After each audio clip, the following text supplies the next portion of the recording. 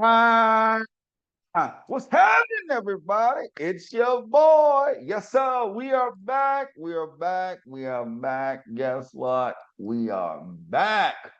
Welcome to Let's Talk with Stanley Doucette. I am he, your host, and I am excited to be with you today. Listen, I have another incredible episode, but remember, last week we talked about why men don't talk. This is part two. This is part two. I wasn't going to do it, and I was kind of teetering on not doing it this week. The reason why is so much is going on right now in America, and people are absolutely overwhelmed by so many things. However, as I began to think about it, I began to think about men overall and some of the reasons why they don't talk. So I didn't want to press that off into another week, and I decided to let's roll with Why Men Don't Talk Part 2. So, welcome to everybody, wherever you calling in from around the world. If this is your first time, welcome. Welcome for the ride. Welcome. Why? For y'all out there. Why? I just want to say hello to everybody. Wherever you are in the world, I welcome you. Thank you guys so very much for being a part of our powerful episodes that we consistently do. Thank you to all of the past guests. Thank you for all of the future guests. And thank you, of course, to all of our faithful listeners. I just wanted to say thank you, thank you, thank you for every single thing that you consistently do with us. Thank you for all of the questions. Thank you for all of the inquiries. Thank you for all of the potential speaking engagements. Thank you for all of those things. I truly, truly appreciate you, and I couldn't be doing it without you. Man, who would have ever thunk it? Not thought, but thunk it, right? That somebody that grew up on Walker's Lane would actually be hosting a podcast and touching so many people around the world. So I just want to say thank you, thank you, thank you. Speaking of Walker's Lane, we just recently, as you guys know, 4th of July passed last week. I think it was last Friday. And every 4th of July, the street that I grew up on have like this big block party. I mean, food forever. Right? I mean, everybody had food. I want you guys to think about this. Most people understand that if you're from New Orleans, right, and the surrounding areas, that seafood is a big thing. Just imagine having multiple houses. I'm talking about 10, 20 houses that are literally have just seafood. I mean, boiled shrimp, boiled crab, potatoes, turkey necks, corn, sausage, vegetables. I can go on and on and on. Mushrooms, just all of those different things that are out there. I gotta say mushrooms for those people that like healthy stuff. Y'all like healthy, so yeah, throw the mushrooms in the salt water. But hey, that's another story. But anyway, but all of those things, right?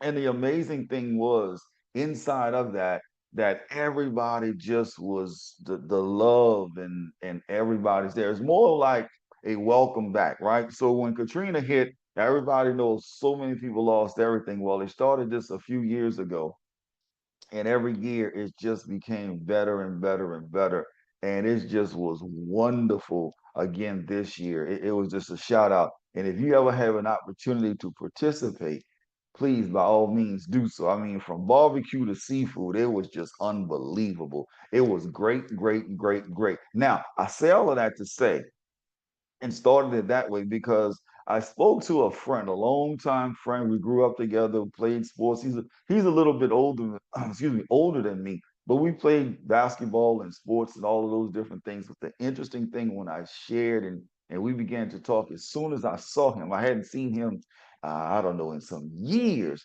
but as soon as I saw him, it was nothing but love. I mean, the first thing came out of his mouth was like, not how you doing. It wasn't like, what's up? It was like, man, I love you.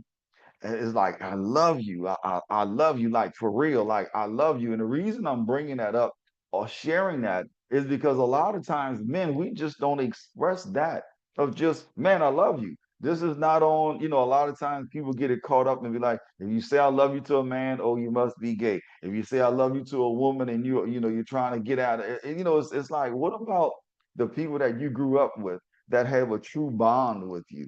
And sometimes you just want to be like, man, I love you. I'm praying for you. I'm wishing you the best, you and your family, all those things. But a lot of times people get it misconstrued. which goes back into why a lot of times men don't talk, just don't want to have that, right? So I want to get into these next five. I won't be long today, but I want to get into these next five because I think this is really, really critical in helping not just America, but the world begin to continue to press forward because it's so much pressure. It's so much pressure on men. Now I know women, I know y'all gonna be like, well, what about us? Today is about men. Chill out. Right? So number one, let's get into it. Number one, if you got something to write with, take some notes, whatever. If you don't, and you're driving, just go back and listen to it again. Go to Let's Talk with StanleyDoucette.com. L-E-T apostrophe or L-E-T-S. Let's Talk with StanleyDoucette.com. All right, number one, personal stress. That's right, personal stress. Now, we all understand and know personal stress can be a magnitude of things, right? So if you're talking about whether it's your job, whether it's you not feeling so good about yourself, you didn't complete your degree or your high school work or your master's work, right? And stresses to continue to be excellent in your fields of discipline, whatever that may be. So the personal stress alone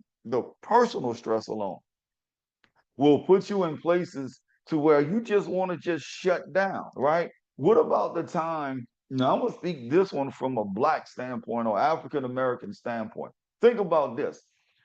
I remember this particular thing. My dad and I, we was walking into this old athletic store used to call Securities, right? Securities Athletic Wear, I think it was, or something to that effect. And I remember we walked into the building.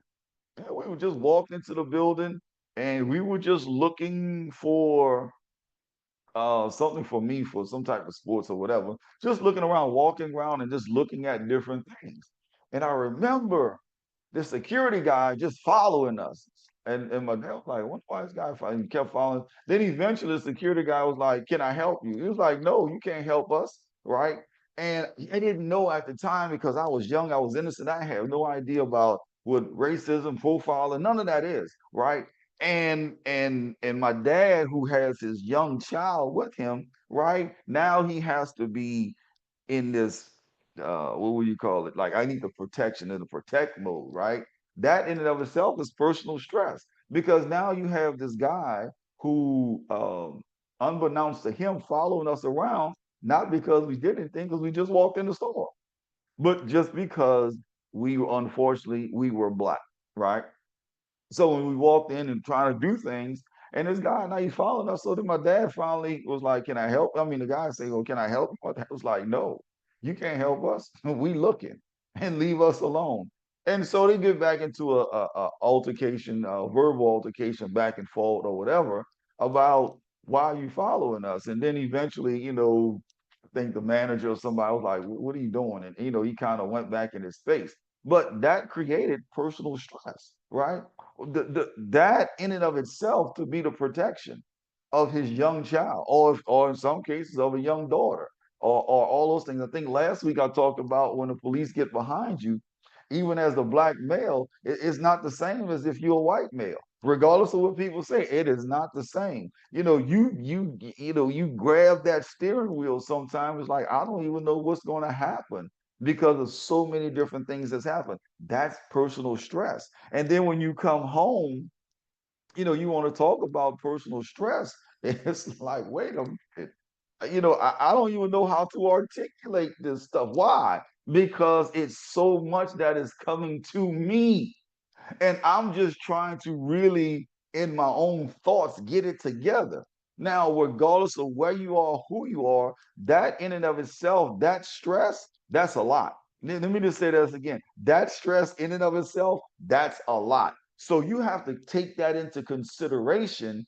Everybody, when you're asking your friend, your boy, your dog, your husband, your brother, your uncle, why they're not talking. So a lot of these things you have to literally take into consideration because personal stress is a lot and it could be a multitude of things. It could be something in the house. that's not working properly and don't have the money to fix it.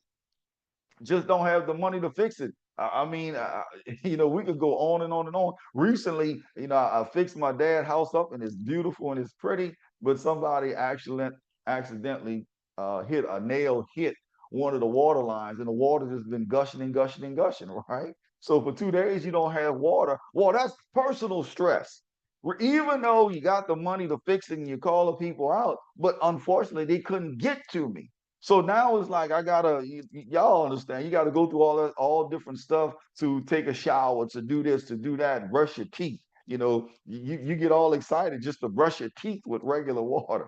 So all of those things add up to personal stress. And then when you have a lot of personal stress going on, it's a lot of stuff that people just don't commune with. They just don't. Just don't.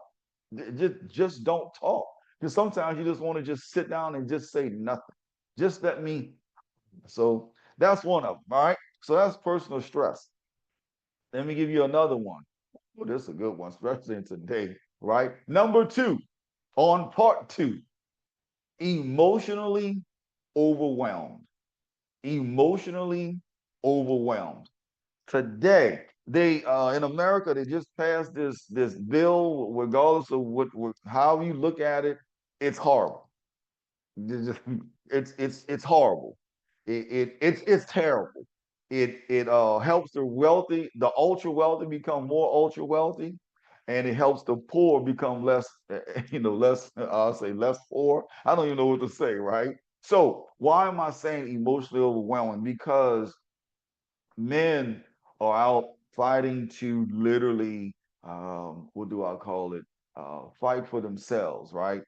Protect, be a provider, do all of those things. And a lot of times when it's emotionally overwhelming, right now, you're talking about people losing their health care, people that have federal employment in some places. I think USAID went from like 10,000 employees to maybe like less than 300.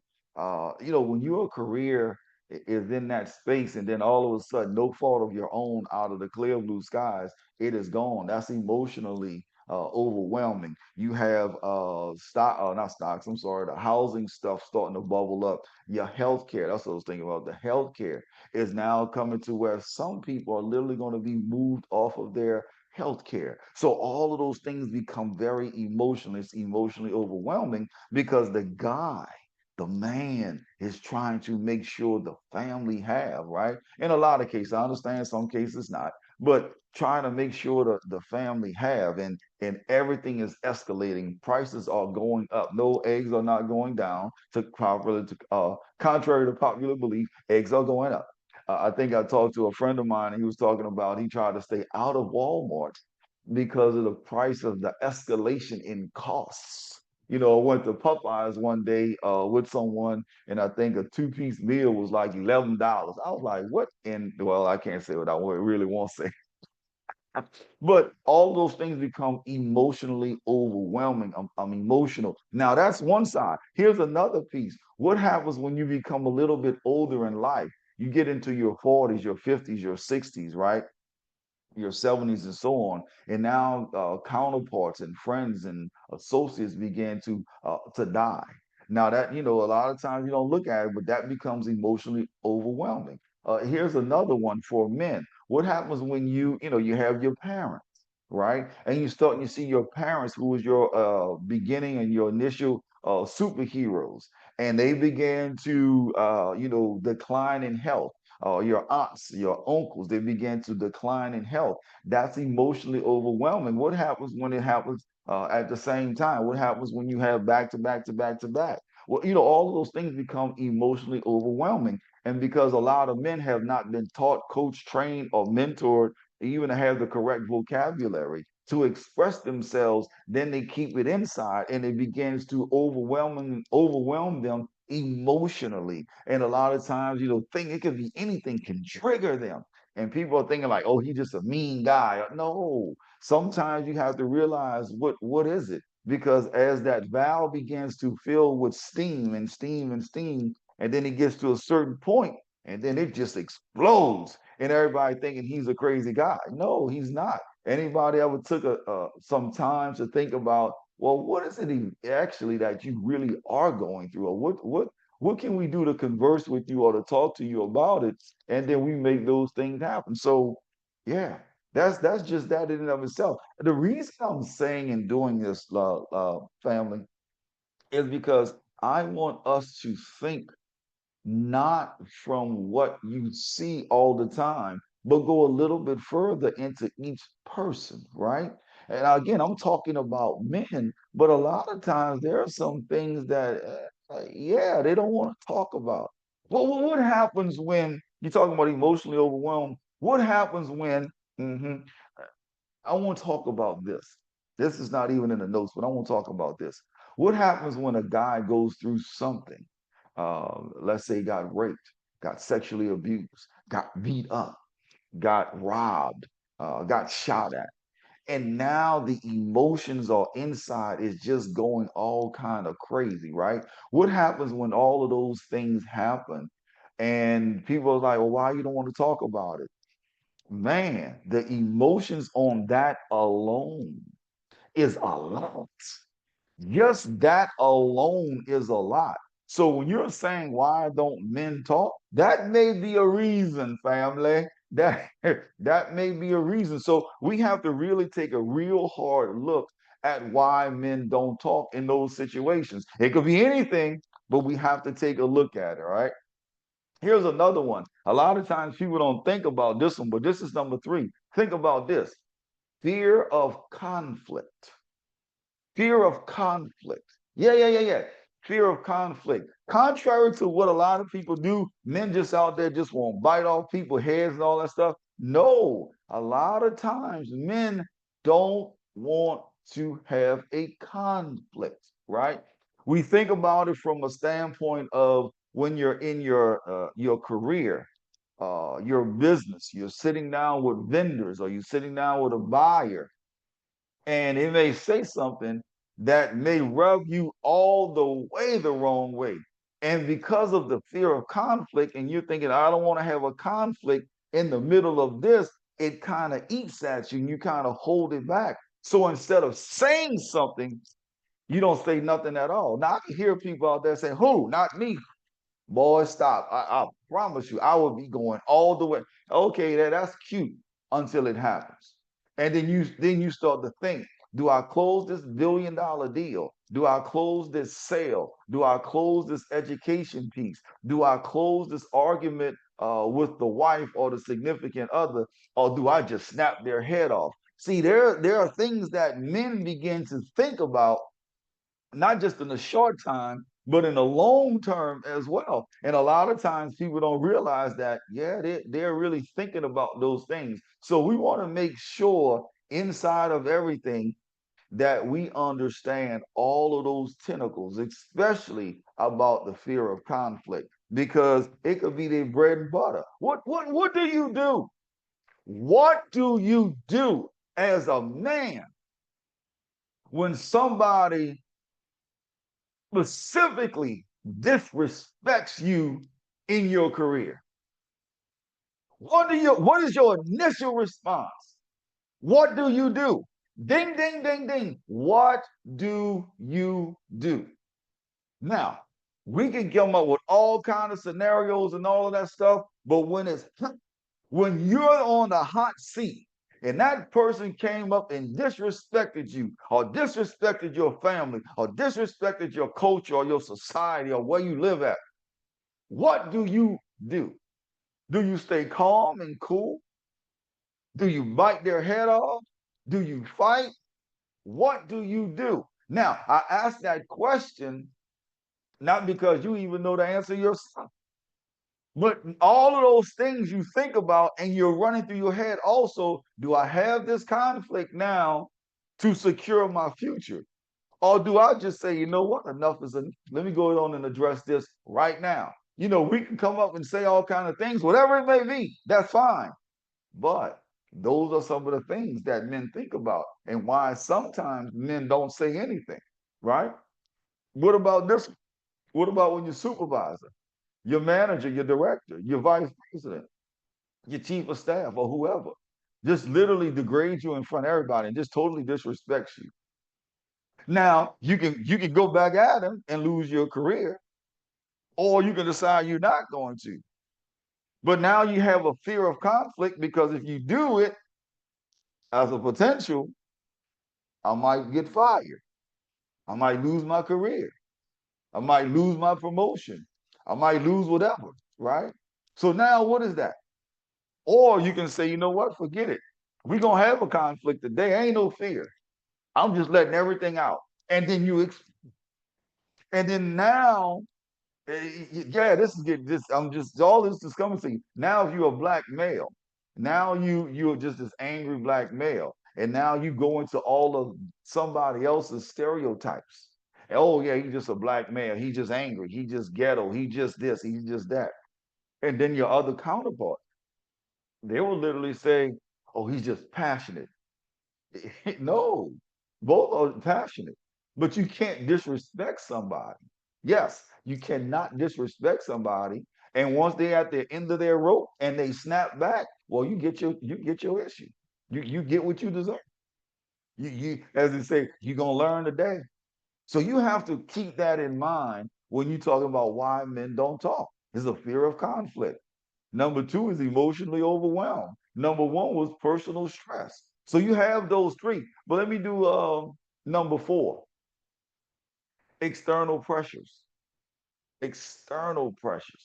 How many times people are putting pressure on you on your job, in your career, putting this pressure on you? I mean, real pressure. You got to have this by me tomorrow at 2 o'clock, and you know it takes 4 days to get it done. But you got to have it to me tomorrow by 2 o'clock. If not, we're gonna strap the whole program.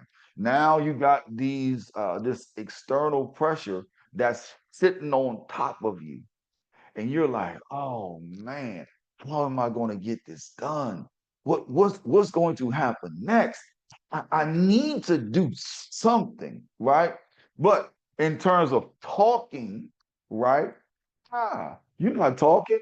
You have this external pressure. You're trying to figure out how am I going to get this completed? See, external pressures, even though it may come from others, but those external pressures are some of the things that really rot on people from different experiences. So if I'm a police officer, as some of you guys know, I'm a former police officer, and the external pressures are from the public and saying y'all need to do something about crime, crime, crime, and you're literally sitting there saying I'm doing everything that I possibly can. Well, the pressure continues even though you have, done all you've cleaned this entire area up, but it just moved from this area to the next area. And now they're like, wait a minute, y'all not doing anything. No, we just cleaned up an entire neighborhood. Don't matter. The external pressures are still coming because the way people like to spend things, the way people like to turn things, move things, share things. Now all of a sudden it's in sound bites and it's pieces, and it begins to create external pressures, not on truth, but external pressures based on how they wanted to go in the public or in the media or on social media. Everybody have their opinions, but that external pressures is something totally different. Yeah, it's something totally different. They could even say internal pressures too. Sometimes you want to get something done and things don't fall into place.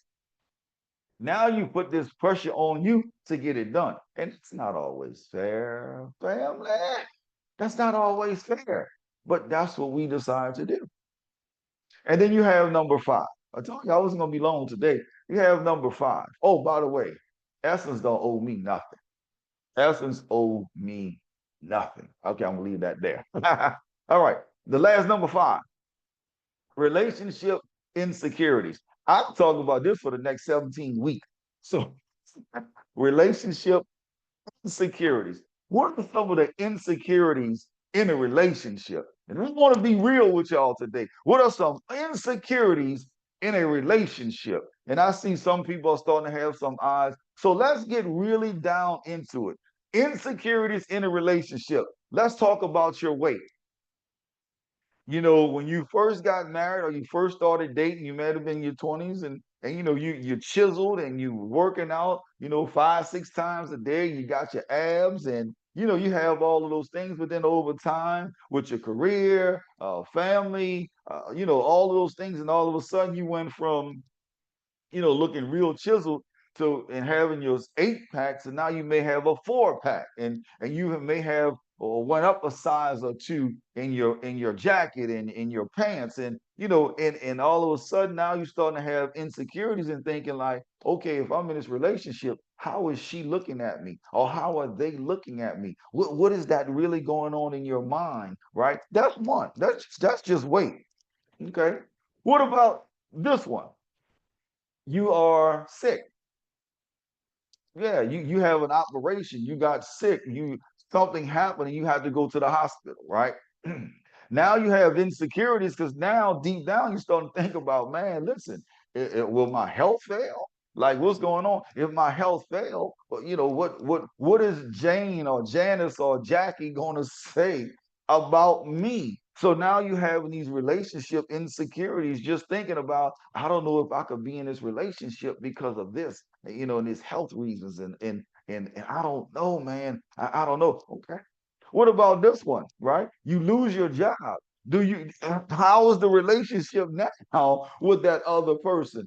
I don't have any money. Can you talk to that individual and have a relationship and not really be on the, like cracked up, right? I don't have any income coming in, but can she sustain you, or will she look at you that create other issues from external issues and so on, right? Yeah. Here's another one. Y'all don't want to talk about it. What about sex? What if you're not good in bed? Yeah, I said it out loud. What if you are not good in bed, and the lady, your significant other, your wife, is not satisfied? That's going to create a relationship insecurity in your own mind. Yes, it will. If you're not secure in that, it's going to be an issue. Even in your energy is going to come out differently. It just is. So, here's another one, because you have to go through these and be real with it. A lot of times people say, ding, ding, ding, I want you. This is real serious. Y'all may laugh at me, but it's real. What about if you a lot of times you would hear men would ask women, does size matter? And you have all of these pretty responses from ladies, but this from ladies.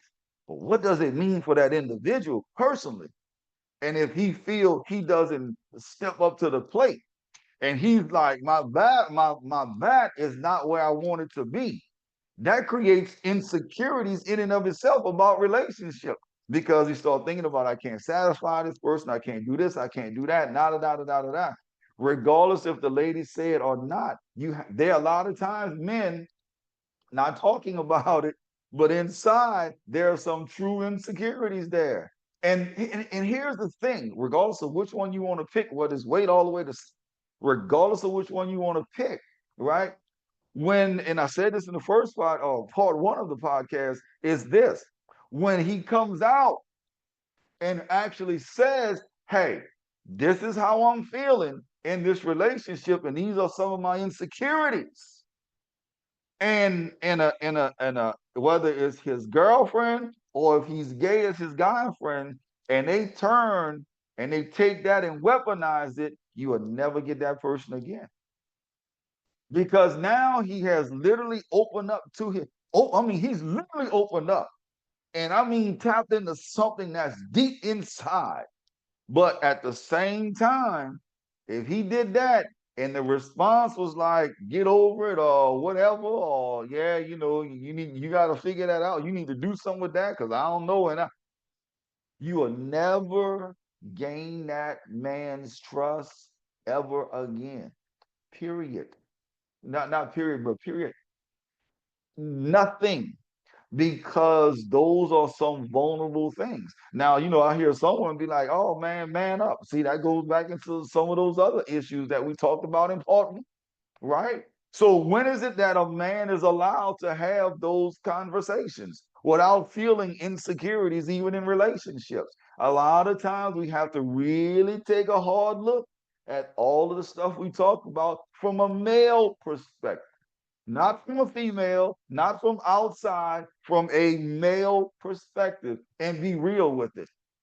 These are some truths that a lot of times we just don't want to step into. And a lot of times when you ask a male why you don't want to talk about it, why you don't step into it, because I don't feel like hearing this from society. I don't feel like being vulnerable because y'all are trying to destroy me. And there's so many other things that come up inside of that man. So that being said, ladies and gentlemen, boys and girls, dudes and dudettes, when you're conversing with a male and he's not talking, these are just some of the 10 things that we have to consider.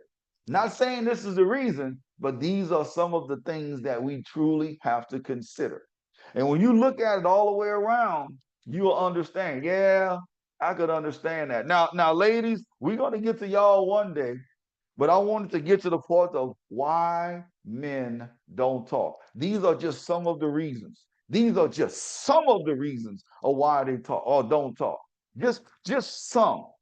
So listen, family. I hope you guys love this two parts about why men don't talk. I truly did. I truly thoroughly realized that it needed to be said, and I wanted it to be said out loud and to people all the way around. Right. So listen. Join me next week because I really want to start to address some of these emotions that are out there, not with men this time, but just with people thinking and all of the different things that's going on around the world. It's a lot of emotions going on, family, but I want to talk about it. I want to get into it, and I want to make sure that all of us have an opportunity to converse about it, talk about it. And I want to see if I can get some of my friends on that just talking about some of these emotions that are going on. Well, let me see if I can find and see if we can work that out for the family because this is a critical time. But guess what? We're still going to win regardless of what anybody else say. We are winning. So shout out to everybody. Thank you guys. Listen, do me a favor. Go to our YouTube channel. Go to our YouTube channel. Let's talk with Stanley Doucette. LET apostrophe S. Let's talk with Stanley Doucette. Like, subscribe, share, and as my daughter would say, Gabrielle would say, don't forget to hit that notification button. So listen, join me.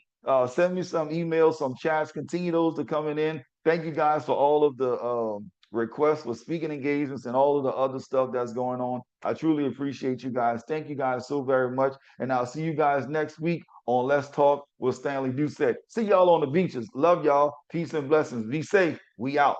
Peace.